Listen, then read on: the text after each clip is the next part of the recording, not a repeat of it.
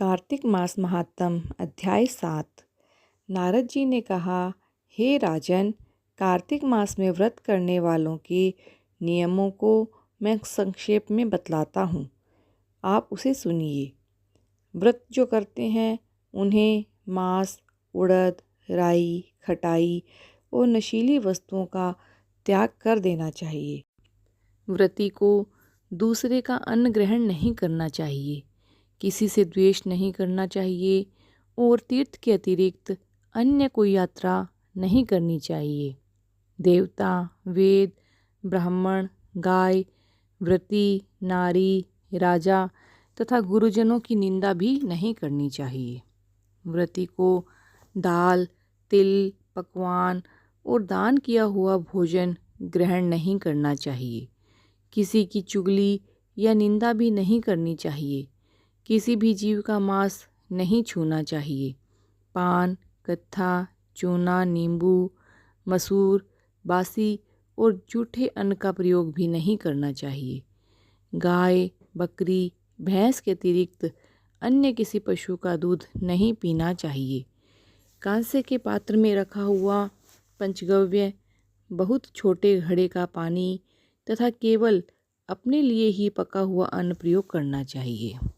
कार्तिक माह का व्रत करने वाले मनुष्य को सदैव ब्रह्मचर्य का पालन करना चाहिए। उसे धरती पर सोना चाहिए और दिन के चौथे पहर में केवल एक बार पत्तल में भोजन करना चाहिए। व्रती कार्तिक माह में केवल नरक चतुर्दशी, जिसे छोटी दिवाली भी कहा जाता है, उस दिन शरीर में तेल लगा सकता है, अन्यथा उसे तेल नहीं लगाना चाहिए। कार्तिक माह में व्रत करने वाले मनुष्य को सिंघाड़ा, प्याज, मट्ठा, गाजर, मूली, काशीफल, लौकी, तरबूज, इन वस्तुओं का प्रयोग बिल्कुल नहीं करना चाहिए। रजस्वला, चांडाल, पापी, मलेच्छ, पतित, व्रतहीन, ब्राह्मण द्रोही और नास्तिकों से बातचीत नहीं करनी चाहिए। भगवान विष्णु को प्रसन्न करने के लिए अपनी शक्ति के अनुसार चंद्रायण आदि का व्रत करना चाहिए और उपयुक्त नियमों का पालन करना चाहिए।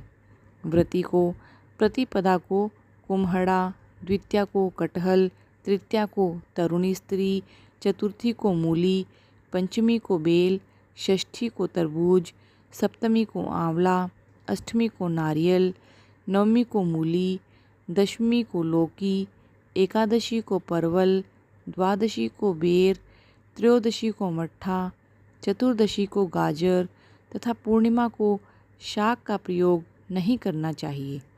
रविवार को आंवले का प्रयोग नहीं करना चाहिए। कार्तिक माह में व्रत करने वाला मनुष्य यदि इन शाकों में से किसी शाक का सेवन करना चाहे तो पहले ब्राह्मण को देकर फिर ग्रहण करे। यही विधान माघ व्रत में भी लागू होता है। देवोत्थानी एकादशी में पहले कही गई विधि के अनुसार नृत्य, जागरण, गायन, वादन आदि करना चाहिए। इसको विधि पूर्वक करने वाले मनुष्य को देखकर यमदूत ऐसे भाग जाते हैं जैसे सिंह की गर्जना से हाथी भाग जाते हैं। कार्तिक माह का व्रत सभी व्रतों में श्रेष्ठ है।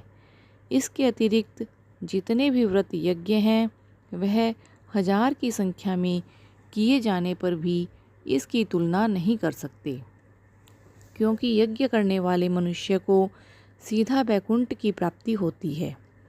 जिस प्रकार राजा की रक्षा उसके अंगरक्षक करते हैं, उसी प्रकार कार्तिक माह का व्रत करने वाले की रक्षा भगवान विष्णु की आज्ञा से इंद्रादि देवता करते हैं।